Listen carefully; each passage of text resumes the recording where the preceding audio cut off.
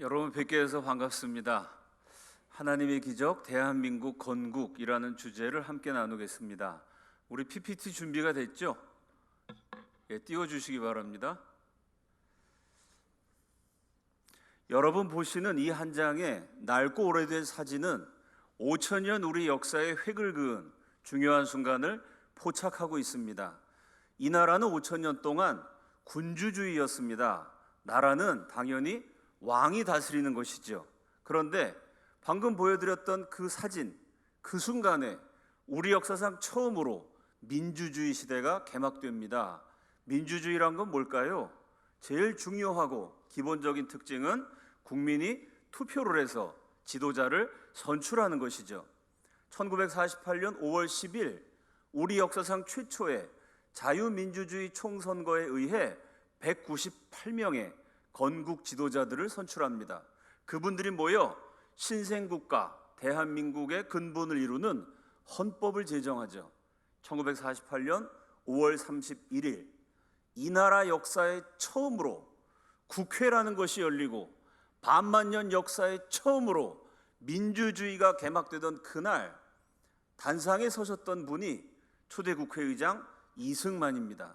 그날 이승만 국회의장의 연설이 대한민국 국회 속기록 1권 1호의 첫 번째 줄에 그대로 적혀 있습니다. 우리나라 문서기록 보존소에 가보면 정부에서 발행하는 신문 대한민국 관보 1호의 1면의 첫 번째 기사로 역시 그 중요한 순간에 역사적인 연설이 수록되어 있습니다. 이승만 국회의장이 이렇게 연설합니다.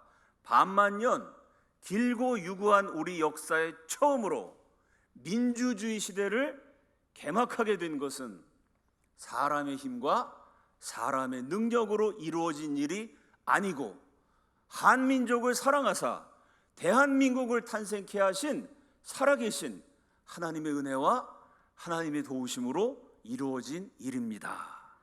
여러분, 이 얘기가요 어느 목사님 설교집에 나오는 얘기가 아닙니다. 이 나라의 국회 속기록 1권 1페이지 첫 번째 줄에 대한민국 관보 1호의 1면의 첫 번째 기사로 저와 여러분이 믿는 이 성경의 하나님에 대한 신앙 고백이 그대로 적혀 있습니다. 이승만 국회의장이 연설을 계속하죠. 이운영 의원 앞으로 나오시오.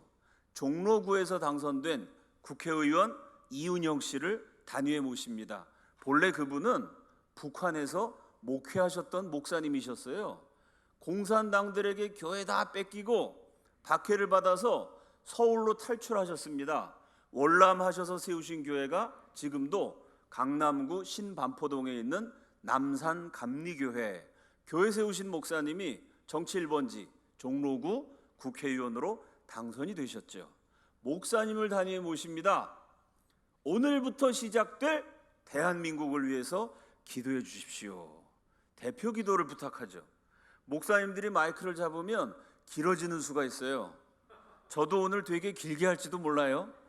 이은영 목사님이 마이크를 잡으시더니 길어지셨어요. 대표 기도를 부탁받으셨는데 무려 설교만큼 하셨습니다. 30분을 대표 기도하셨어요. 여러분 생각해 봅시다. 이 나라가 세워질 때요 남한의 기독교인 고작 1%, 99%가 예수 안 믿는 나라인데 역사상 처음으로 건국을 하면서 더군다나 민주주의라는 걸 반만년 만에 시작하는 그 중차대한 순간에 고작 전 국민 가운데 1%가 믿는 소수파 종교의 지도자 목사가 올라가서 무려 30분씩이나 냅다 기도를 해버렸습니다. 거기 모인 국회의원들이 열받았겠죠. 아니 지금 우리가 나라를 세우자는 거지 무슨 교회를 개척합니까? 누군가 항의했을 것 같은데 198명이 모두 자리에서 일어납니다. 이은영 목사님의 기도에 아멘, 아멘, 아멘으로 화답하게 되죠. 어떻게 이런 일이 가능했을까요? 전 국민 가운데 기독교인은 1%였지만 대한민국 건국의 지도자들은 대부분이 기독교인들이었습니다. 그래서 요즘은 이게 학계에서는 상식이 됐어요. 일반 국민들에게는 많이 알려져 있지 않지만 우리 한국에서도 정치학계, 역사학계, 법학계에서는 이미 수백 편의 논문이 대한민국 건국의 가장 중요한 사상은 기독교다, 기독교 정신으로 건국되었다고 종교를 막론하고 실제로 역사적인 자료가 수천 점이 있기 때문에 학계에서는 대부분 인정하고 있습니다. 그러면 대한민국이라는 나라는 어떻게 기독교 정신으로 세워지게 되었을까요? 1898년으로 거슬러 올라갑니다. 멸망하는 조선을 지키기 위해서 우리 할아버지 할머니들, 조선 애국자들이요 끝까지 싸웠어요. 그래도 계속 밀리거든요. 결국 일본한테 망하게 됐죠. 멸망 한 10여 년 앞두고 누가 봐도 망하는 나라예요. 나라가 망하면 만백성이 고통스러워집니다. 이 백성들을 구출하기 위해서는 혁명이라도 해야 된다. 이 선각자들이 과격해져요. 고조 황제를 쫓아내고 그 당시 조선의 개화 선각자들이 가장 존경했던 인물, 지금 우리가 쓰는 태극기를 만드신 분 박영효를 대통령으로 추대하는 민주주의를 위한 쿠데타를 계획합니다. 무력 정변을 계획하다가 그만 고종 황제한테 발각이 돼갖고요, 구한말의 애국자들이 대거 체포당하게 돼요. 그 가운데 23살 조선 최고의 문장가, 조선 최고의 연설가로 일찍부터 명성을 떨쳤던 이승만이라는 청년이 포함되어 있었습니다. 감히 왕을 쫓아내려고 했으니까 역적, 한성 감옥에 갇혀서 모진 고문을 당하게 돼요. 한성 감옥에 들어가면요 일주일 지나지 않아 치아가 흔들흔들 위장에 탈이 나요. 왜냐하면 밥을 주는데 애초에 밥을 지을 때부터 쌀 반, 모래 반, 모래 나무 껍질 왕겨를 섞어서 줍니다. 모래알을 씹고 나무 껍질을 삼켜야 하니 치아가 손상이 되고 뱃속에 위장에 병이 생기겠죠. 감옥이 어찌나 좁은지요, 죄수 1인당 차지하는 면적이 0.23평, 가로 85cm, 세로 85cm. 누울 수가 없어요. 너무 좁아서 웅크리고 있어야 되는데 그냥 웅크리고 있는 것이 아니라 목에는 무게 10kg의 칼을 쓰고 손은 수갑을 차고 다리는 족쇄로 묶어요. 도망을 못 가게 등어리는 쇠사슬로 칭칭 동여맵니다. 이렇게 꽁꽁 묶인 채로 하루 종일 웅크리고 있으면 머리끝부터 발끝까지 파리, 모기, 바퀴벌레, 찐득이, 벼룩, 심지어 가끔씩 쥐가 와서 온몸을 물어뜯어요. 벌레가 깨물면 손으로 잡으면 되는데 손이 묶여있으니 꼼짝 못해요. 그때 한성 감옥에 있었던 최영섭이라는 죄수의 기록을 보면 벌레가 어찌나 깨물고 피를 빨아먹는지요, 이틀만 지나면 하얗던 옷이 피 빨리운 자리 때문에 빨갛게 변했다라는 기록이 있을 정도입니다. 낮에는 하루 종일 웅크리고 앉아 벌레한테 물어뜯기다가 밤에는 고문실로 끌려가요. 빨개 벗겨서 공중에 까꾸로 매달아 놓습니다. 까꾸로 매달린 사람 콧구멍에 물을 쏟아붓고요, 고춧가루를 뿌려요. 쇠붙이를 빨갛게 달궈서 몸을 지집니다. 다리 사이에 장대를 넣어서 주리를 트는, 뼈를 으스러뜨리는 고문을 가해요. 이승만이 붓글씨를 잘 썼어요. 너 명필이라며 손 내밀어봐. 손을 망치로 쳐요. 손가락이 수십 조각 부서져 갖고 숟가락질, 젓가락질 다시 하는 데만 5년이 걸립니다. 이걸 부셔놨으니 손가락이 말을 듣지 않아 숟가락을 손으로 쥘 수조차 없었죠. 밥을 결국 핥아서 먹게 됩니다. 감옥에서 나와서 하루도 빼놓지 않고 붓글씨 연습을 해요. 감옥 가기 전에 서예 실력을 회복하는데 무려 39년이 걸립니다. 1952년 6.25 전쟁이 한창일 때 대통령 이승만의 일기장에 이런 대목이 나와요.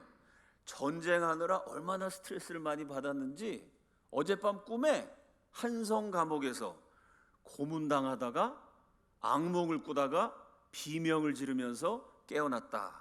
고문당한 나이가 만 23세, 비명을 지르다가 깨어난 나이가 만 77세, 무려 54년 기나긴 세월이 지나도록 그 고문의 악몽에서 헤어나질 못합니다.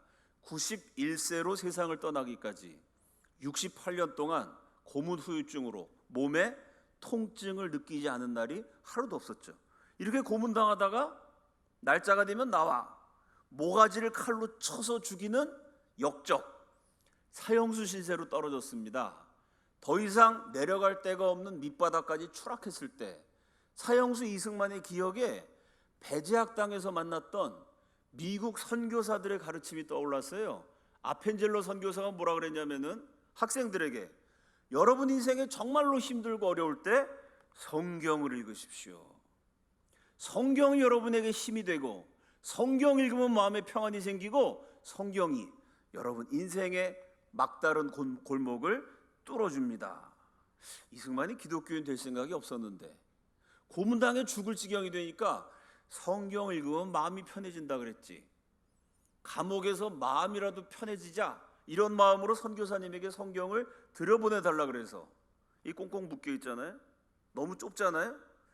겨우 좁은 깜방에 찾아낸 자리가 옆구리하고 엉덩이가 만나는 지점, 요 옆에 한 뼘 빈 구석이 있었대요. 여기다가 성경 펼쳐놓고요, 목에 칼을 쓰고 있으니까 모가지 길게 빼가지고 숙여서 째려보면서 겨우겨우 한 장 한 장 성경을 읽어가기 시작합니다. 마음이라도 편하고 싶어서 성경을 읽다가 1899년 1월 추운 겨울날 성경 속에서 살아계신 하나님을 만나게 됩니다.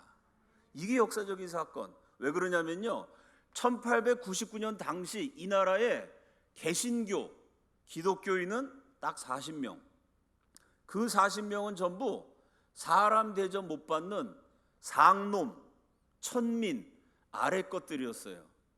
그래도 조선의 지배계층으로 글자를 읽고 쓸 줄 아는 양반 가운데는 이승만이 처음으로 감옥에서 기독교로 개종하게 됩니다.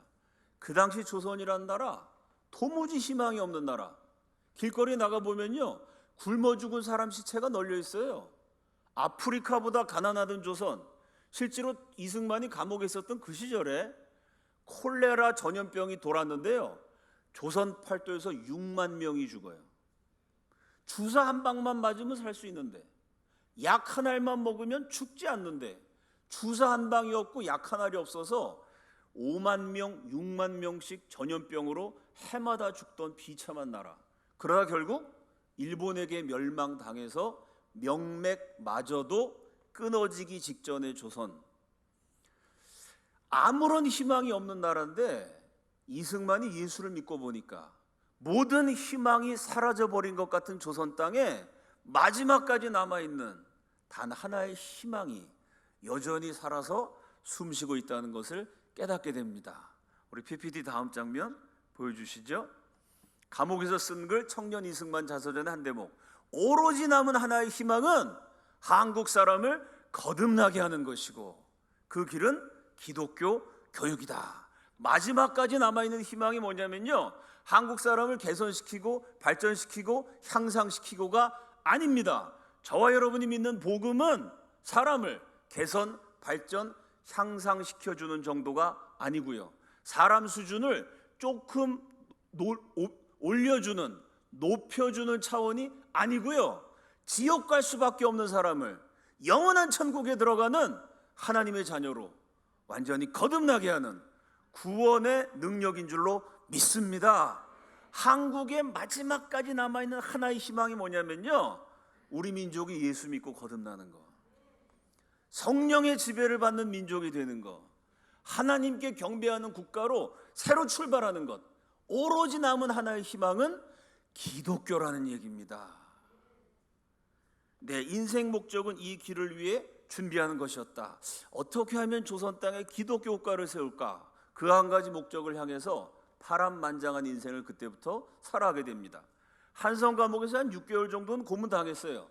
그러다 6개월 후에 종신형으로 감형이 되고, 그게 또 징역 10년으로 감형이 돼서 결국 이승만은 5년 7개월 만에 죽으러 들어갔다가 살아서 한성 감옥에서 나오게 됩니다. 그 5년 7개월 동안 한국에 와 있던 선교사님들이요, 한국어, 중국어, 일본어, 영어로 된 정치, 경제, 사회, 문화, 교육, 기독교 세계적인 석학들이 쓴 수많은 책들을 감옥에 있는 이승만에게 넣어줍니다.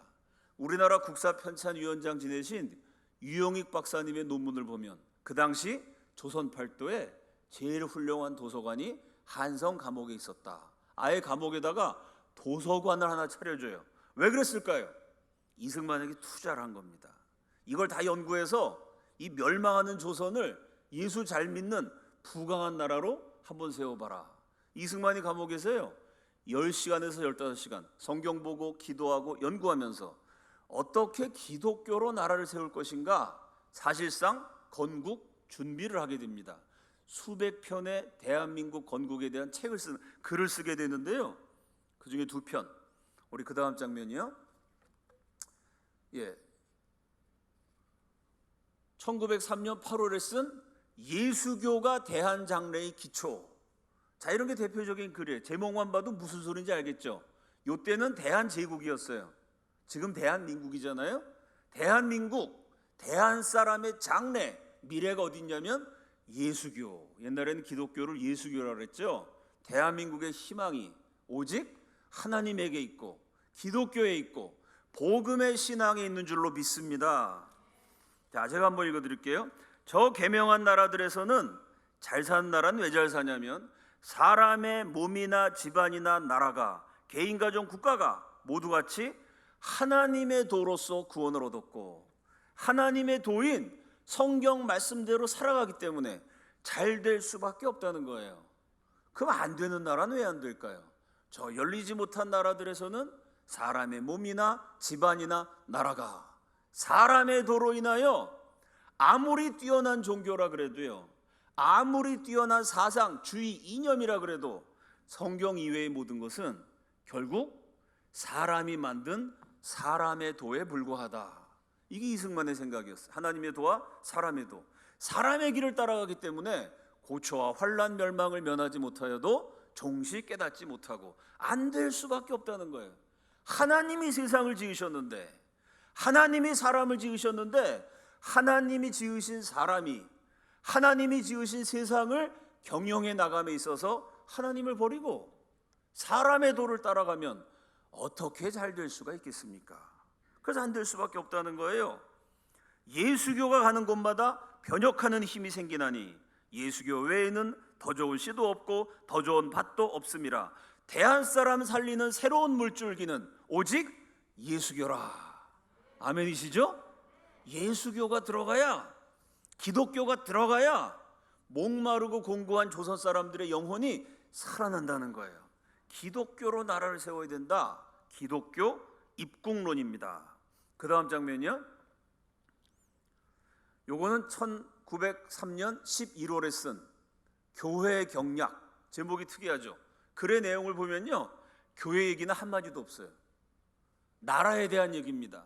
국가에 대한 계획을 썼기 때문에 국가 경략, 국가를 이끄는 경륜과 지략, 이라고 이름을 붙여야 어울릴 것 같은데 이름이 교회 경략이에요. 왜 교회 경략이냐면요, 이승만 이런 얘기를 합니다. 교회와 정부, 어느 것이 먼저일까요? 교회가 똑바로 서지 못하면 정부가 똑바로 설 수 없다. 그래서 교회 경략입니다. 국민들이요, 교회 가서 하나님 말씀 듣고 하나님께 예배드리고 나라와 민족을 위해서 기도하고 자녀들을 하나님의 말씀으로 제대로 가리켜야 부강한 나라가 되지.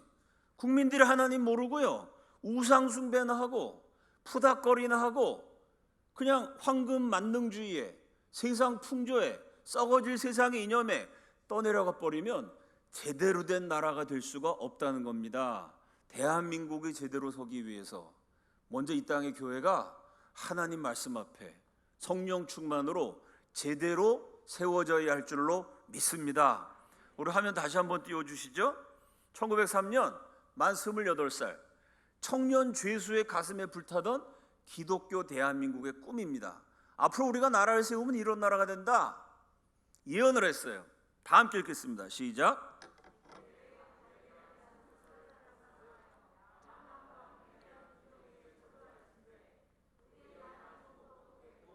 우리의 권리도 커지겠고 우리나라의 영광도 영국, 미국같이 드러날지라. 2가지 예언이 나와 있습니다. 첫째는 세계 각국의 대한선교사를 파송하여, 이때는 대한제국, 지금 대한민국.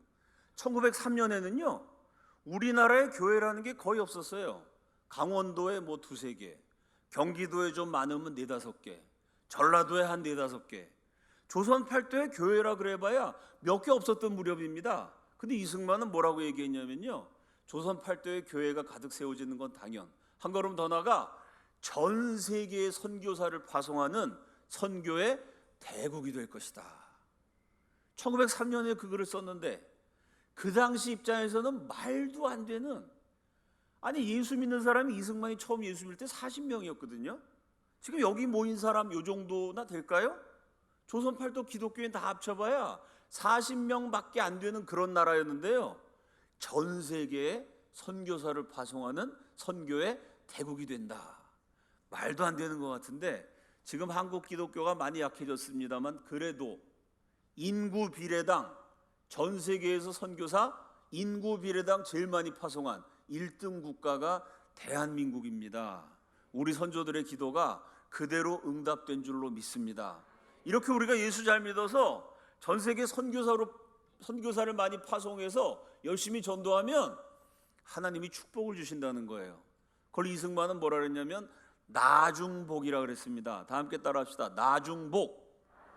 이승만의 글에는요, 동양에 처음 예수교 나라 나중복, 예수교 나라 나중복, 예수 잘 믿는 나라가 되면 나중에 큰 복을 받는다. 수백 번 반복이 돼요.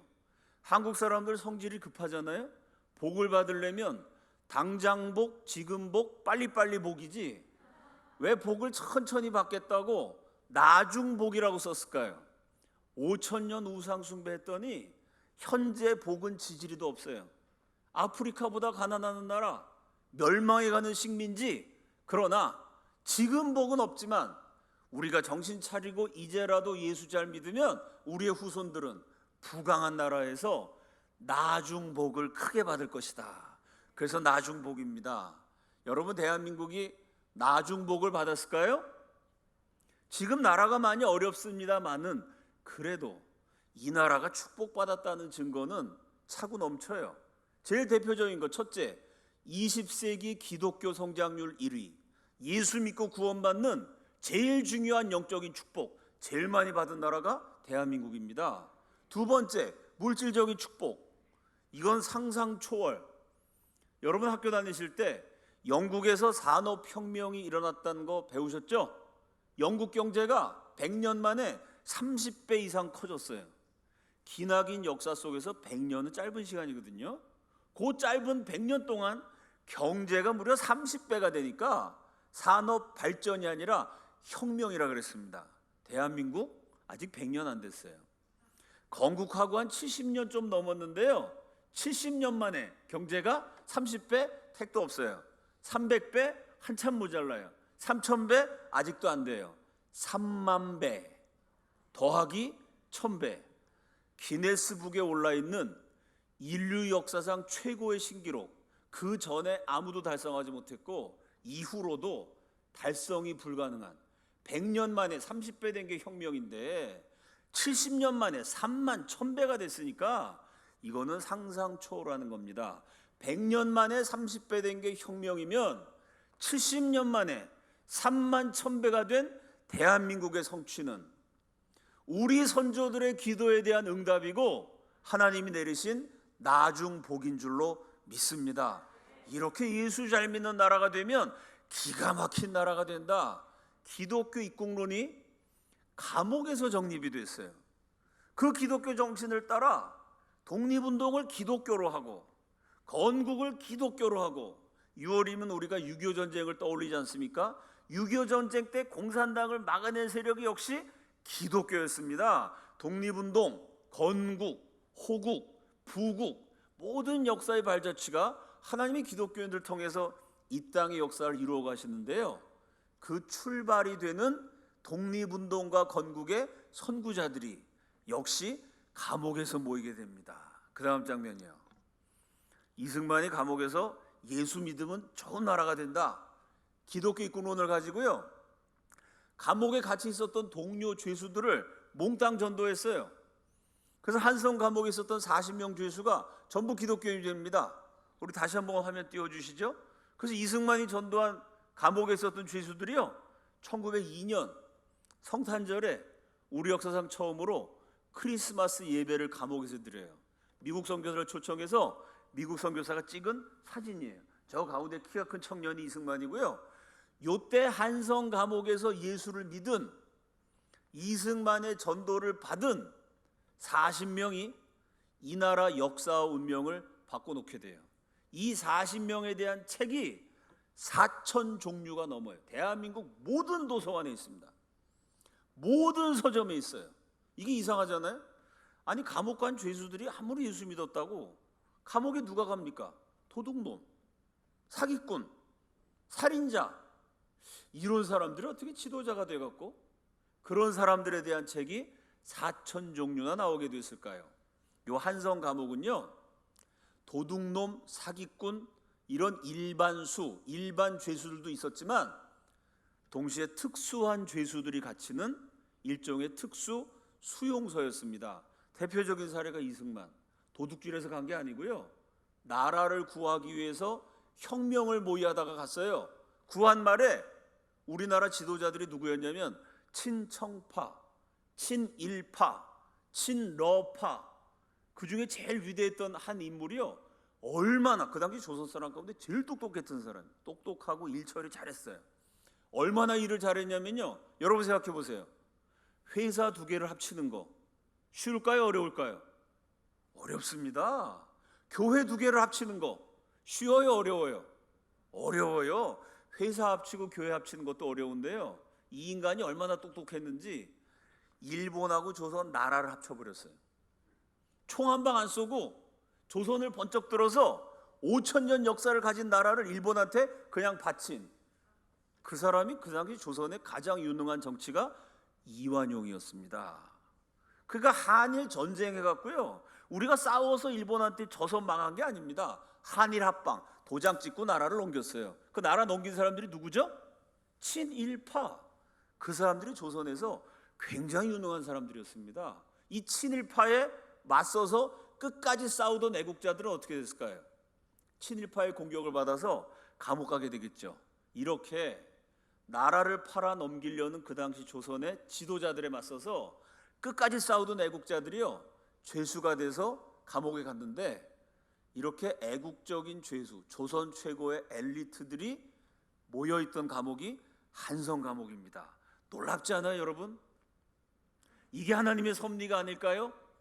조선 팔도했던 애국자들을 40명을 하나님이 다 모이게 하셨어요. 어디에? 감옥에. 이 40명이 모이려고 약속한 게 아니에요. 나라 지키기 위해서 싸우다가 친일파에 공격받고 친러파에 공격받아갖고 가서 만난 곳이 감옥이에요.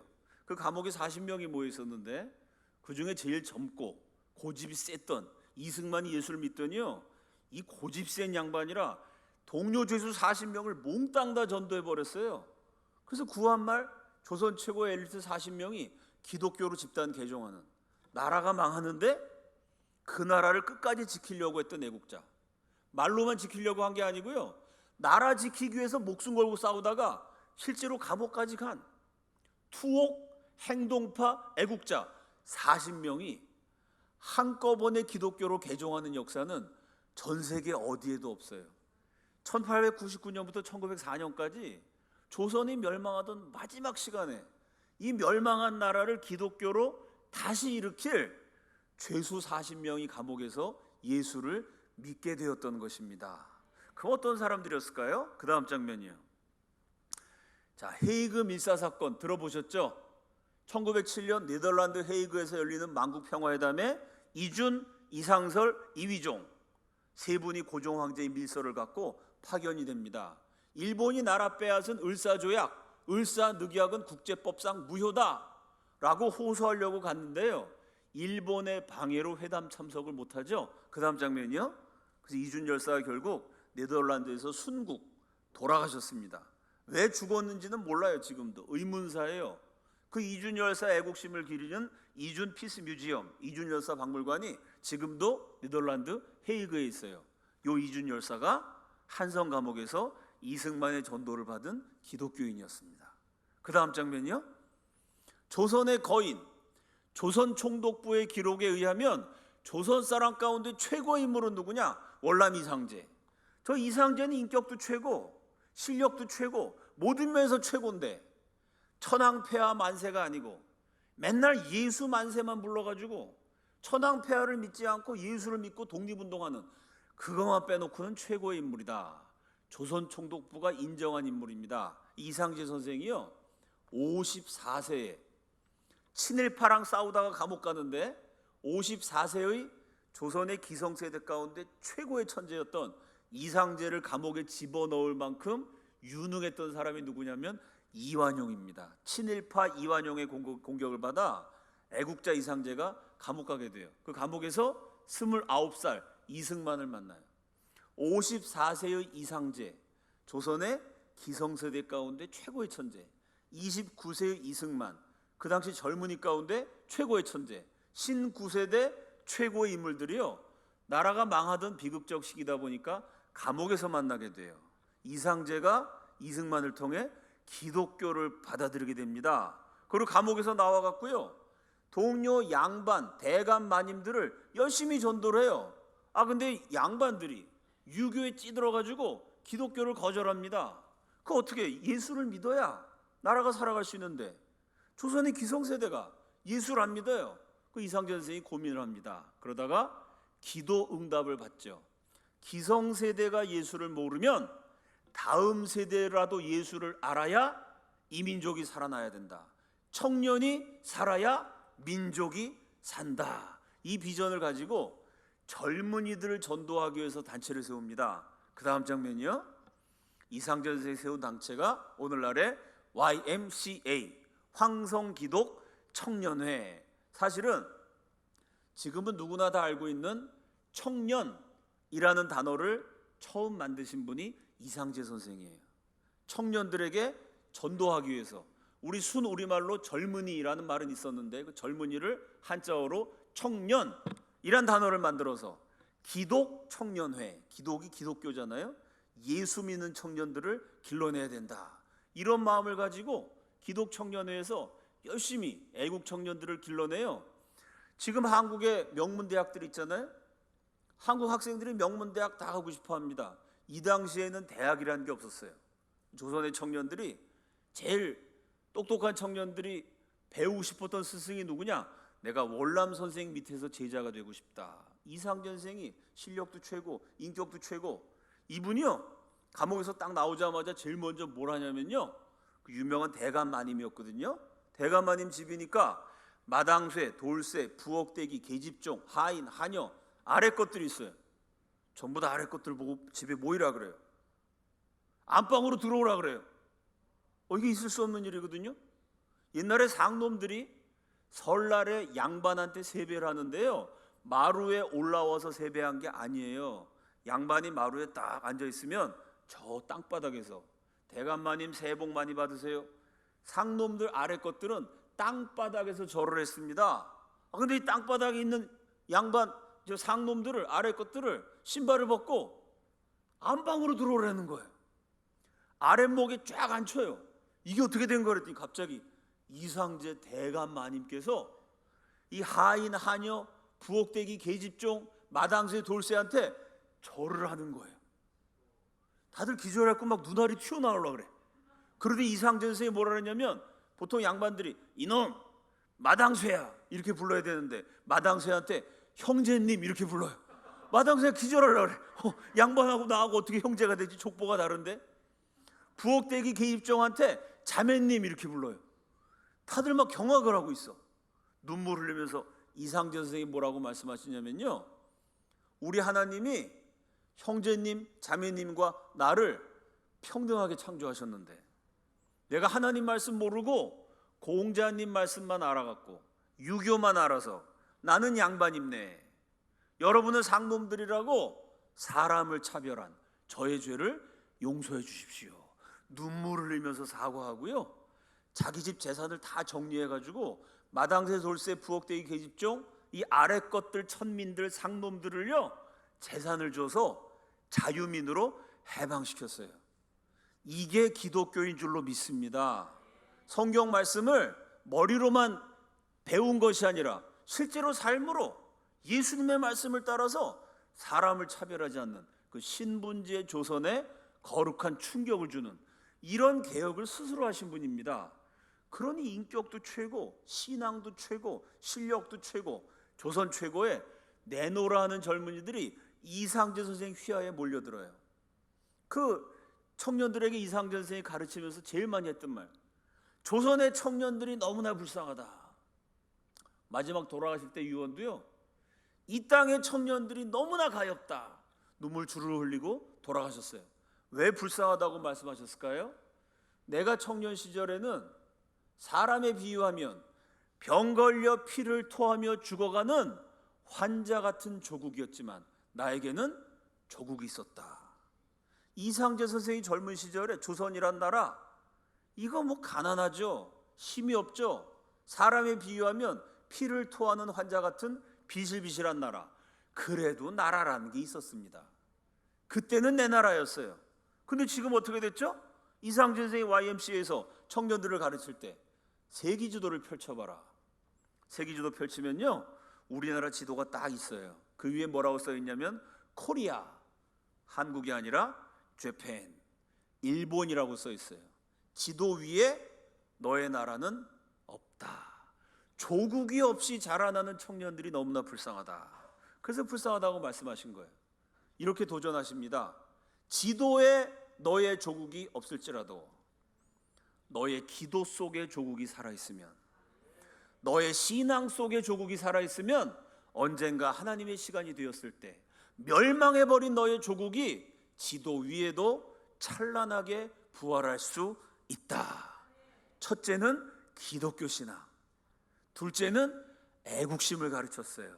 이상제 선생이 길러낸 그 수많은 제자들이 중심이 돼서 3.1운동의 배후 조종자가 되십니다. 결국 이상제 선생과 이상제가 길러낸 제자들이 주동이 돼서 일으킨 의거가 그 다음 장면이요, 그 유명한 3.1운동입니다. 그 여러분, 제가 지금 이승만이 전도한 40명 가운데 딱 2명 얘기한 거예요. 2명만 얘기해도 이 40명의 죄수가 감옥에서 예수 믿은 게 얼마나 어마어마한 사건인지 감이 잡히시죠? 감옥에서 예수 믿은 이준 열사가 헤이그 밀사 사건을 일으켰어요. 헤이그 밀사 사건은요, 어떻게 일어난 사건이냐? 이승만과 한성 감옥 죄수들이 감옥에서 맨날 예배드렸거든요. 감옥에서 예배드리다가 죄수들이 나간 다음에도요, 흩어지지 않고요, 지금 서울 남대문에 있는 상동감리교회라는 교회에 모여서 매일매일 구국기도회를 해요. 기도하다가 한 분이 아이디어를 내요. 저 네덜란드 헤이그에서 만국평화회담이 열리는데 거기 대표를 파견합시다. 기도하면서 아이디어를 내고, 기도하면서 일본의 감시를 피해 고종 황제에게 접근하고, 고종 황제의 도장 찍힌 밀서를 받고, 헤이그로 떠나기 전에 밤을 새워 금식 철야 기도하고 나서 진행한 사건이에요. 헤이그 밀서 사건, YMCA, 3.1운동. 이게 이승만이 전도한 한성 감옥의 죄수 이준과 이상제에 의해서 진행이 됐습니다. 이런 사람이 40명이에요. 또 어떤 사람 있나 볼까요? 그 다음 장면이요. 자, 상해 임시정부 주석, 그러면 마지막 주석이었던 김구 선생님이 유명한데요, 김구 선생님보다 먼저 주석이 되신, 상해 임시정부를 끝까지 지켜내면서, 또 이분의 중요한 업적은 뭐냐면 임시정부를 장악하려고 공산주의자들이 계속 밀려왔거든요. 그 공산주의에 맞서서 기독교 민족주의 정신으로 임시정부를 지켜낸 상해 임시정부 주석 서고 이동정 선생, 역시 한성 감옥에서 예수를 믿었어요. 그 다음 장면이요. 자, 여러분 역사 시간에 물산 장려 운동이라는 거 배우셨죠? 일종의 국산품 애용 운동. 조선 사람은 조선 사람이 쓴 물건을 사자.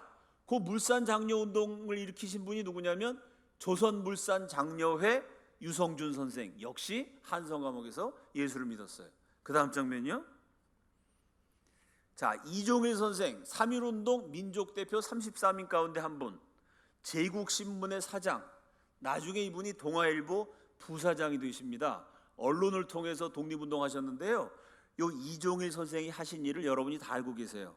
1936년 베를린 올림픽에서 조선 청년 손기정이 마라톤에서 세계 신기록 세우고 우승했습니다. 알고 계시죠? 그때 손기정 선수가 올림픽에서 막 우승할 때 가슴에 어떤 국기를 달고 있었죠? 태극기가 아니라 일장기였어요. 왜? 조선이 망했으니까. 그래서 원래 그 사진을 찍어서 신문에 보도하면은 손기정이 일장기를 딱 달고 금메달 딴 사진인데 동아일보에서 일장기를 슬쩍 지웠어요. 알고 계시죠? 일장기 말소 사건. 그것 때문에 이종일 선생이 구속돼요. 그 일장기 말소 사건을 일으켰던 이종일 선생이 한성 감옥에서 이승만의 전도를 받아 기독교인이 되신 분이었어요. 그 다음 장면이요. 자, 국어 시간에 배우셨을 겁니다. 한국 최초의 신소설은 안국선의 금수회의록이다. 우리가 읽진 않았지만 다 배우잖아요. 최초의 신소설을 쓰신 안국선 선생 역시 한성 감옥에서 기독교인이 되셨어요. 이런 분이 40명입니다. 해금일사 사건의 이준, 3.1운동의 이상재, 임시정부 주석 이동영, 물산장려운동 유성준, 일장기 말소 사건, 3.1운동 민족대표 33인 가운데 한 분인 이종일, 최초의 신소설 금수회의록의 작가 안국선. 제가 오늘 6분 소개했는데 이런 쟁쟁한 인물이 40명이 한성 감옥에서 기독교로 집단 개종하게 돼요. 감옥에서 이분들이 할 일이 없잖아요. 또 조선 최고의 선비들이고 애국자들이었거든요. 이 40명이 감옥에 모여갖고요, 하루에 10시간에서 15시간 성경 보고 기도하고 연구하면서 토론을 해요. 그 토론한 기록들이 남아있는데 기록을 보면 참 재밌어요. 토론 주제가 뭐냐? 이승만이 아니죠, 참. 이사야와 맹자, 이런 게 토론 제목이에요. 구약 성경의 이사야서를 읽었어요. 그리고 유교의 경전, 사서삼경을 다 딸딸 외운 사람들이니까 조선 최고의 박식가들이니까요. 유교 경전인 맹자와 구약 성경의 이사야서의 사상을 서로 비교하면서 하루 종일 토론하는 거예요. 결론은 뭐냐? 맹자는 사람이 쓴 책이고 이사야서는 하나님의 말씀이다. 그 다음날 토론 제목은 예레미야와 순자, 뭐 이런 거 갖고 또 막 토론을 해요. 결론이 뭐냐? 예레미야가 순자보다 한 수 위다. 이 학자들이요, 성경을 읽고 기독교 신앙을 가지고 본인들이 갖고 있었던 유교 사상, 우리 민족의 다양한 전통 사상을 가지고 비교를 해요. 그러면서 뭘 깨닫냐면은 기독교 이외에는 이 민족이 살아날 길이 없다. 결국 열렬한 기독교 입국론자가 됩니다. 자, 이분들이 남긴 기록. 우리들 생각에는 기독교가 자유의 종교라는 것은 의심의 여지가 없었다. 성경은 진리를 가르치고 있으며 그리고 진리가 너희를 자유롭게 하리라고 믿었다. 감옥에 갇혀 있었던 사람들 모두가 우리 국민들의 갱생을 위해 기독교를 전파하는데 일생을 바치겠다고 결의했다. 감옥에 갇혀 있는 죄수니까요, 감옥이 부자연스럽잖아요. 거기서 성경 읽어보니까 어떤 말씀이 제일 은혜가 됐냐면 오늘의 본문 요한복음 8장 31절 32절, 진리를 알지니 진리가 너희를 자유케 하리라. 감옥에서 이 말씀이 얼마나 좋았겠어요. 동시에 이 말씀은요, 비단 감옥이라는 상황뿐만이 아니고요, 대한민국의 미래를 밝혀주는 말씀으로 이분들이 받아들였어요. 왜? 조선시대에는 자유가 없었습니다. 고려시대에는 자유가 있었을까요? 고구려 백제신라 삼국시대에는 자유가 있었을까요? 우리나라는 5,000년 동안 신분제 나라였습니다. 신분이라는 게 있어갖고요, 백성들이 마음대로 말하고 마음대로 행동할 수가 없어요. 맨 마지막 조선시대에 양반제도가 있었잖아요. 양반만 글자를 배울 수가 있습니다. 조선시대에는 왕만 자유가 있었어요. 왕 밑에 있는 양반들은 왕보단 못하지만 나름대로 자유, 글자를 읽고 쓸 수 있는 자유, 내 의견을 말할 수 있는 자유. 그러나 양반이라도요, 임금님 기분 나쁜 소리 했다가는 사약을 받습니다. 막 귀양도 가고 정약용, 윤선도, 이런 뛰어난 선비들이 말 잘못했다가 여기저기 막 귀양 갔잖아요. 내 마음껏 말할 수 있는 자유라는 게 없었어요. 왜? 왕조국가, 어려운 말로 하면 전제국가, 요즘 말로 하면 독재국가, 뭐 비슷한 겁니다. 왕이 독재한 나라였어요. 이분들이 기독교를 보니까 기독교하는 나라, 영국, 미국 어떤 나라냐면 전부 다 자유민주주의 국가예요. 그래서 이분들이 중요한 게요, 종교적인 입장에서 보면 기독교인들은 동시에 정치적으로는 이제 왕이 다스리는 나라가 아니라 자유민주주의 국가를 세워야 된다. 북한은 자유민주주의가 아니라 공산국가가 되지 않았습니까? 어떻게 남한만 자유민주주의 국가가 됐죠? 한성 감옥의 이분들을 사로잡은 말씀이 진리가 너희를 자유케 하리라. 백성들에게 마음껏 하나님 믿을 수 있는 자유, 마음대로 공부할 수 있는 자유, 마음대로 일할 수 있는 자유, 자유를 주는 나라를 세워야 된다. 그 생각을 한성 감옥에서부터 하기 시작했어요. 이 간단한 게요, 남한과 북한의 차이를 낳습니다. 1945년 해방 당시에는요, 북한의 경제력이 남한의 40배, 북한이 남한보다 훨씬 잘 살았습니다. 원래 북한이 남한보다 경제가 40배였는데요 지금은 남한이 100배가 됐어요. 그 차이가 어디 있을까요? 대한민국의 기원은 한성 감옥에 갇혀 있었던 죄수들, 진리가 너희를 자유케 하리라. 기독교 정신으로 자유민주주의 국가를 세웠어요. 지금도요, 북한 곳곳에 가면은 선전탑이 세워져 있습니다. 2021년 6월, 오늘이 6일이죠. 오늘도 북한 전역에 수천 개, 수만 개 새겨져 있는 구호. 그게 뭐냐면요, 당이 결심하면 우리는 한다, 이거예요. 내가 서울에 살지 인천에 살지 어디 살지를 한국 사람 누가 결정하죠? 내가 결정해요. 왜? 자유가 있는 나라니까. 결정할 수 있는 자유가 있는 자유민주주의 국가니까. 북한에서는요, 동무는 서울에 사시오, 동무는 인천에 사시오. 그거는 당에서 결정해 주는 겁니다. 내가 고등학교 졸업하고 대학에 갈까? 아니면 취직해서 돈을 벌까? 남한에서는 내가 결정해요. 자유가 있으니까. 북한에서는 정부에서, 공산당에서 결정해 줍니다. 제가 탈북자 구출한 일을 하는데요, 북한 살다가 탈출한 탈북자들 한 10명 구출하면요, 10명 딱 세워놓고 북쪽에 살다가 남쪽에 와서 사니까 뭐가 제일 좋습니까? 10명에게 물어보면요, 10명 가운데 9명이 자유가 제일 좋대요. 북한에선 당이 시킨 대로 해야 되는데, 어버이 수령이 시킨 대로 해야 되는데, 남한 와서 내 마음대로 하니까 제일 좋습니다. 그래요. 그럼 여러분, 자유에도 종류가 수백 수천 가지 종류의 자유가 있죠. 돈 벌 수 있는 자유, 언론 출판 집회 결사의 자유, 신앙의 자유, 여행의 자유, 자유가 많이 있어요. 그 수많은 자유 가운데 무슨 자유가 제일 좋습니까? 물어보면 뭐라고 대답할까요? 신앙의 자유. 한국 사람이 그렇게 신앙적이면 목회하기가 좀 쉽겠죠? 아닙니다. 제가 이 퀴즈를 전국 돌아다니면서 냈는데요, 맞춘 우리나라 국민이 한 분도 안 계세요. 5천만 국민이 전혀 못 맞추는 퀴즈입니다. 무슨 자유냐면요, 은행 가서 돈 찾는 자유예요. 아니, 은행 가갖고 내 계좌에, 예를 들어 내 계좌에 100만 원이 있어요. 그중에 내가 10만 원 찾는 거, 이게 자유입니까? 한국 사람들은 아무도 자유라고 생각 안 해요. 내 돈을 내가 찾는 거니까 당연한 권리죠. 이게 자유가 아니라 권리인 이유는 기독교 정신에 입각한 자유민주주의 체제, 좋은 나라에서 저와 여러분이 살기 때문입니다. 은행 가서 내 돈을 찾을까 안 찾을까, 그거는 내가 결정하는 거예요. 그거는 대한민국 얘기고요. 북한에서는 당이 결정하면 우리는 한다. 은행에서 돈 찾는 것도요, 당이 결정하는 거예요. 그래서 은행에서 내 돈 찾으려면 당 간부의 허락을 받아야 돼요. 한국 돈으로 100만 원을 찾는다 그러면요, 당 간부한테 뇌물을 30만 원, 40만 원 바쳐야 됩니다. 쉽게 얘기해서 은행에서 돈 찾는데 수수료가 30%, 40%. 그러니 그 수수료를 어떻게 물어요, 가난한 북한 사람들이? 그래서 당 간부들한테 대개 여자들이 몸을 바치는 거예요. 여러분 인터넷 뒤져보면, 유튜브 같은 데 보면요, 북한 사람들, 북한에서 탈출한 여자분들이 자기가 겪었던 고통스러운 일을 그림으로 그리고 증언하고 뭐 이런 수많은 영상도 있고 그림도 있어요. 그 그림 보면 좀 이상한 거 있습니다. 도망쳤다 잡혔는데요, 북한에서 어떻게 조사를 하냐면, 여자를 베껴가지고 대변을 보게 해요. 토끼띠을 막 뛰게 해요.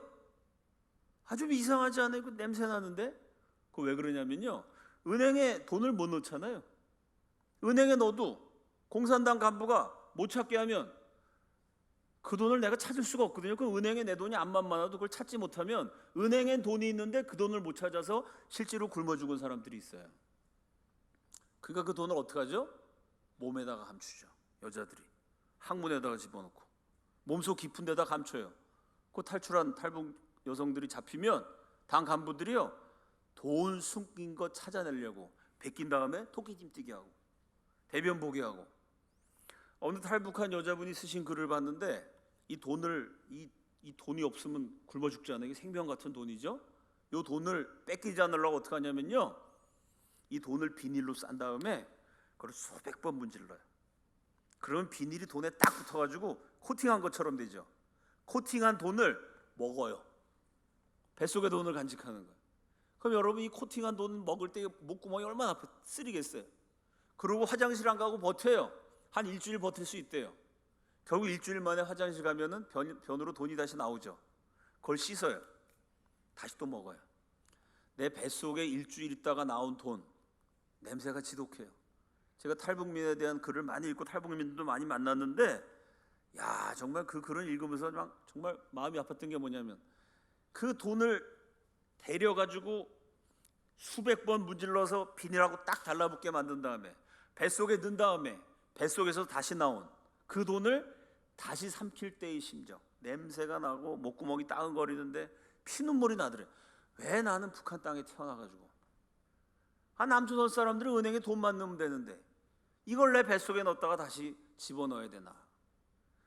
은행에서 돈 찾을 자유가 없어가지고요, 그 고생을 했던 분들이 대한민국에 와서 카드를 딱 넣고 비밀번호 띡띡띡띡 누르면 돈이 나와요. 돈이 튀어나올 때 눈물이 같이 터집니다. 너무 감격해갖고. 그래서 제가 어느 탈북한 자매한테 심부름 시켰어요. 카드 주면서 30만 원 찾아와라. 은행이 바로 옆이니까 5분 만에 와야 되는데요, 30분 걸려도 안 와요. 얘가 어리버리하다가 남한에서 길을 잊어버렸나 걱정하고 있는데 30분 만에 들어오는데 얼굴이 싱글벙글해요.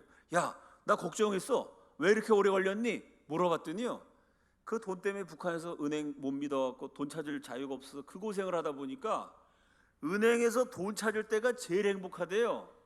카드를 딱 넣은 다음에 찾으실 금액 30만 원. 그러면 30만 원이 한꺼번에 튀어나와갖고 행복이 너무 짧아져요. 행복을 오래 느끼려고 어떻게 하냐면 카드를 넣고 찾으실 금액 10,000원. 10,000원 나오면 야, 좋다. 또 한 번 카드를 넣어요. 찾으실 금액 10,000원. 그걸 30번 하면 행복한 기간이 길어져요. 그래서 원래 30번 하려고 그러다가 한 10번만 했더니 뒤에 있는 사람이 막 화를 내더래요. 한국 사람 성질 급하잖아요. 제가 남조선 와갖고 맞을까 봐 무서워갖고 10번만 하고 오느라고 시간이 걸렸대요. 은행에서 돈 찾는 자유. 그게 여러분, 우리는 그거 자유가 아니라고 생각하고 당연하게 생각하지만 저절로 주어진 게 아닙니다. 진리를 알지니 진리가 너희를 자유케 하리라. 이 말씀에 따라서 예수 믿어서 지옥에서 해방되는 영적인 자유 뿐만 아니라 이 자유의 정신을 발현할 수 있는, 예수 믿을 수 있는 자유를 전 국민에게 나눠주는, 예수님의 정신을 따라 사람 차별하지 않는 자유와 평등의 자유민주주의 국가를 세워야 된다. 한성 감옥의 죄수 40명이요 이 말씀 붙들고 기도했어요. 그리고 서원합니다. 하나님, 기적이 일어나서 이 감옥에서 죽지 않고 우리가 살아서 나가면 한국인들에게 예수 그리스도를 증거하는데 내 일생을 바치겠습니다. 40명이 기도했는데요, 2분이 감옥에서 처형당했어요. 38명이 기적적으로 살아납니다. 이 38명이요 전 세계에 흩어져요. 조선 팔도에, 상해에, 연해주에, 하와이에, 미국에, 일본에, 중국에, 시베리아에 가는 곳마다 두 가지를 합니다. 첫째는 교회를 세워요. 둘째는 독립운동을 해요. 이게 우리나라 독립운동사의 특이한 점입니다. 우리나라 독립운동을 열심히 했던 지역에 가면요, 독립운동 더하기 거기 교회가 있어요. 기독교의 흔적이 있습니다. 제가 이승만 박사 서거 50주년 때 그 미국하고 하와이하고 해외 독립운동 지역을 쫙 돌면서 한 달 동안 강연 여행을 했던 적이 있는데요, 뉴욕에, 뉴저지에, 하와이에 가보면 똑같아요. 우리 독립운동가들이 제일 먼저 뭘 했냐면 교회를 세웠어요. 뉴욕 한인교회가 있어요. 하와이 한인교회가 있어요. 그 교회가 딱 있고요, 그 다음에 교회 사람들이 모이면 두 번째로 뭘 했느냐, 기독교 학교를 세웠어요. 우리 아이들에게 성경을 가르쳐야 된다. 그래서 독립운동 하신 분들이요, 독립운동이니까 일종의 정치 투쟁이잖아요. 독립운동 단체 먼저 만든 게 아니라 교회를 먼저 세우고 기독교 학교를 세우고 그 다음에 독립운동 단체를 만들었어요. 저 만주의 용정, 기독교 독립운동 시인이었던 윤동주 같은 시인이 살았던 지역, 독립운동가들이 많이 살았던 지역에 땅을 파보면요, 그 당시 조선 사람들이 살고 있던 집 기와가 나오죠. 근데 기와장에 무늬가 제일 많은 게 두 가지예요. 하나가 뭐냐면 십자가, 두 번째가 뭐냐면 무궁화를 기와에다 새기고 십자가를 새기고 교회를 세웠어요. 마을을 만들었어요. 이게 우리나라 독립운동사에 다른 나라에서 찾아보기 어려운 점, 교회와 독립운동이, 독립투쟁과 기독교가 같이 갔어요. 어떻게 그렇게 됐느냐? 한성 감옥에 있었던 40명이 기독교로만 나라를 다시 일으킬 수 있다. 예수를 믿고요, 기독교 입국론에 의해서 독립운동을 전개합니다. 그래서 그분들이 기독교로 독립운동을 전개하셨고, 그분들 가운데 오래 사셨던 분 혹은 그분들이 길러낸 기독교 제자들이 주역이 되어서 마침내 대한민국이란 나라를 건국하게 됩니다. 그래서 오늘 제가 강의 서두에서 말씀드렸던 것처럼 그 기나긴 독립운동 끝에 1948년 5월 31일 대한민국 건국의 첫 번째 작업을 시작하던 그날 이운영 목사님이 단위에 올라가서 198명의 우리 건국의 아버지와 어머니들, 대한민국 재연국회의원들이 다 같이 머리 숙여 기도하는 가운데 대한민국 건국이 시작되게 된 것입니다. 요즘 우리나라가 잘 되고 있다고 생각하시는 분 손 들어보세요. 정치, 경제, 문화, 사회 할 거 없이 대한민국이 계속해서 발전하고 있습니다. 대한민국은 잘 나가고 있습니다. 손 들어보세요. 아무도 없으시네요. 요새 이 나라가 정치, 경제, 문화 할 것 없이 여러 가지로 위기입니다. 손 들어보세요. 많이들 계세요? 제가 초등학교 한 5학년, 6학년 아이들한테 수백 명 모인 자리에서 물어봐도요, 초등학교 애들이 뭐 나라가 돌아가는 형편 모를 것 같은데 초등학교 5학년 학생들한테 물어봐도 우리나라가 잘 되고 있다는 손 드는 아이들은 하나도 없어요. 초등학생들이 알 정도로 지금 여러 가지 면에서 이 나라가 위기입니다. 나라가 어려울수록 근본으로 돌아가야 됩니다. 오늘 제가 말씀드린 이 시기는요, 나라가 어려운 정도가 아니에요. 나라가 위태로운 정도가 아니고요, 아예 나라가 망해서 자빠졌어요.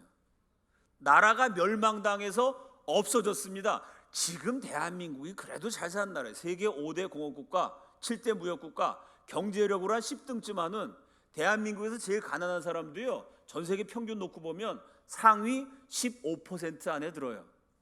잘 사는 나라가 지금 어려워진 거고요. 대한민국 건국, 오늘 제가 말씀드렸던 구한 말부터 이 시기는요, 세계에서 제일 못 사는, 아프리카보다 못 사는 나라가 그나마 망했어요. 나라가 어려운 정도가 아니라 아예 멸망해 버렸지만 그 시절에도 포기하지 않은 선조들이 있었습니다. 예수만 믿으면 된다. 기독교 국가를 세우면 된다. 하나님이 축복하시면 된다. 지금은 비참하지만 우리가 예수 잘 믿으면 나중 복은 크다. 아멘이시죠? 나라가 망한 그 순간에도 포기하지 않고 기도하고 끝까지 최선을 다했던 우리 믿음의 선조들이 있었습니다. 그 신앙과 그 정신을 계승해서 지금 대한민국이 많이 어렵지만요, 여러 가지로 문제가 있지만 그래도 이 나라 건국의 주역이었고 독립운동의 주역이었고 호국의 주역이었고 부국의 주역이었던 이 땅의 기독교인들이요, 정신 차리고 기도해야 할 줄로 믿습니다. 우리 거룩하신 성동교회 한 분 한 분이 이 나라의 건국 정신을 기억해서 위기에 처한 대한민국을 위해 날마다 기도하고 아주 작은 일이라도 함께 더불어 사는 우리 국민들에게 대한민국에 도움이 될 수 있는 선한 일들을 열심히 실천해서 나라를 살리는 일에 다 같이 쓰임받는 애국하는 그리스도인들 다 되시기를 우리 주님의 이름으로 축원합니다. 다 함께 기도하겠습니다. 우리 이 시간 나라와 민족을 위해서 기도하겠습니다. 하나님, 이 나라를 그냥 사람들에게만 맡겨놓지 마시고 정치인은 정치인들에게, 경제는 경제인들에게, 교육은 교육자들에게, 정치인, 경제인, 교육자, 문화인 그 사람들이 다 잘했으면 우리나라가 계속 발전했을 텐데요. 지금 뭔가 심각한 위기인 거 보면 사람의 힘만 가지고는 안 되는구나 생각해 볼 수 있습니다. 하나님, 그냥 사람에게만 맡겨놓지 마시고 우리나라가 세워진 것도 하나님의 은혜고 이만큼 발전한 것도 역사의 주인이신 하나님의 축복인데, 하나님, 이 나라를 불쌍히 여기시고 하나님 마음에 합한 자들을 사용하시고 때론 하나님이 강권적으로 주권적으로 역사하셔서 이 나라 백성들을 불쌍히 여기시고 축복하셔서 대한민국이 다시 한번 일어나게 하여 주시옵소서. 계속되는 코로나 때문에 제일 참 마음이 아픈 거는 이 나라 젊은이들이 갈 곳이 없습니다. 20대 사망 원인 1위가 자살입니다, 여러분. 청년들이 스스로 생을 마감해요. 아예 취직이 없습니다. 일자리가 없어요, 코로나 때문에. 아예 사람을 안 뽑는데 어떡합니까? 이게 청년들의 문제가 심각해요. 정말로 기도해야 할 시간입니다. 하나님, 이 나라의 다음 세대들을 축복하시고 청년들을 축복하시고 이 나라 민족을 축복하셔서 대한민국이 위기를 떨치고 다시 한번 일어나게 하여 주시옵소서. 이 나라의 건국 정신을 따라 전 세계 예수 그리스도를 증거하는 제사장 나라로 예수님 다시 오시는 마지막 그날까지 쓰임 받게 하여 주시옵소서. 주여 한번 외치시고 나라 민족을 위해서 다 함께 통성으로 기도합니다. 주여! 살아계신 하나님 아버지, 은혜와 사랑을 감사합니다. 하나님께서 이 나라를 세워주시고 이제까지 은혜로 인도해 주신 것을 기억하며 감사드립니다. 하나님 아버지, 이 나라를 축복하여 주시옵소서. 이 땅의 백성들을 불쌍히 여겨 주시옵소서. 하나님의 은혜로 이끌어 주시옵소서. 정치는 정치인들에게, 경제는 경제인들에게, 문화는 문화인들에게 사람에만 맡겨놓지 마시고 우리 하나님이 주권적으로 역사해 주시고 강권적으로 통치하여 주시옵소서. 하나님의 전능하신 역사가 이 땅 가운데 베풀어지게 하여 주시옵소서. 이 땅의 교회가 깨어나게 하여 주시옵소서. 이 땅의 그리스도인들이 각성하게 하여 주시옵소서. 우리 하나님 아버지께 기도하게 하여 주시옵소서. 우리 하나님 아버지께 부르짖게 하여 주시옵소서. 나라를 위해 기도하고 행동하는 애국하는 그리스도인들이 삼천리 방방곡곡에서 일어나게 하여 주시옵소서. 남과 북이 예수 잘 믿는 나라로 통일되게 하여 주시옵소서. 이 나라를 지켜주시고 이제까지 인도해 주셨습니다. 하나님 아버지 감사합니다. 은혜를 더하셔서 이 나라를 세워주시고 지켜주신 하나님 아버지, 이 위기 가운데 다시 한번 건져주시고 이 땅의 백성들이 깨어나서 하나님께 부르짖음으로 이 땅의 역사를 새롭게 할 수 있도록 인도하여 주시옵소서. 아프리카보다 가난한 나라였고 멸망당한 식민지였지만, 그러나 우리의 할아버지 할머니들이, 우리의 믿음의 선진들이, 우리의 조상들이 포기하지 않고 나라와 민족을 끌어안고 감옥에서 벌레들에게 물어뜯겨가며 고문당의 피투성이가 되어가며 하나님께 기도했을 때 역사의 주인이신 하나님, 한민족의 통치자이신 하나님께서, 대한민국의 섭리자이신 하나님께서 그 기도를 들으시고 응답하신 줄로 믿습니다. 도저히 불가능한 상황이었지만 하나님이 빼앗겼던 나라를 되찾게 하시고 6.25 전쟁에서도 지켜주시고 전 국민의 절반 이상이 영양실조 걸렸던 가난한 나라, 이제는 5대 공업국가 7대 무역국가로 하나님이 이 나라를 놀랍게 축복하신 줄로 믿습니다. 그 하나님의 은혜를 다시금 기억합니다. 지금 나라가 힘들고 어려운 형편 가운데 있지만 다시금 이 나라 건국과 독립운동과 이 나라 부국과 성장의 주역이었던 이 땅의 교회들이 하나님 앞에 겸비하여 무릎 꿇고 나라와 민족을 위해서 기도하게 하여 주시옵소서. 이 땅의 교회들마다 성령 충만하여 부흥하게 하여 주시옵소서. 이 땅의 그리스도인들이 예수 믿어서 혼자서 잘 먹고 잘 사는 이기적인 수준에 멈추는 것이 아니고 만백성을 위하여 기도하고 나라와 민족을 품고 기도하는 큰 그릇이 되고 넓은 인격이 되고 우리 하나님이 쓰실 만한 애국하는 그리스도인들이 다 되어서 다시금 이 땅에 기도하는 그리스도인들로 말미암아 대한민국이 전진하게 하여 주시옵소서. 남과 북이 갈라져 있습니다. 예수 믿을 수 있는 대한민국은 이렇게 부강해졌는데 예수 믿지 못하는 공산주의 북한은 300만이 굶어 죽는 처참한 지경에 처해 있습니다. 이 비극 속에서도 북한 지역의 수많은 곳에서 목숨을 걸고 수많은 신앙인들이 지하교회에서 하나님께 경배하며 신앙을 지키고 있습니다. 살아계신 주님, 나라와 민족을 위해 기도하면서 북한의 지하 기독교인들을 생각합니다. 그분들의 생명을 우리 주님께서 통일의 그날까지 보존시켜 주시옵소서. 그리하여 남과 북의 그리스도인들이 중심이 되어서 남과 북이 예수 잘 믿는 나라로 통일되게 하여 주시옵소서. 통일 대한민국은 전 세계 예수 그리스도를 증거하는 제사장 나라로 쓰임받게 하여 주시옵소서. 이 일을 위해서 나라와 민족을 위해 기도하기를 쉬는 죄를 결단코 범치 않았던 선지자 사무엘의 그 길을 따라서 끊임없이 기도하고 행동하는 애국하는 그리스도인들 우리 모두가 되도록 사용하여 주시고 인도하여 주시고 축복하여 주시옵소서. 예수님 존귀하신 이름으로 기도드립니다. 아멘.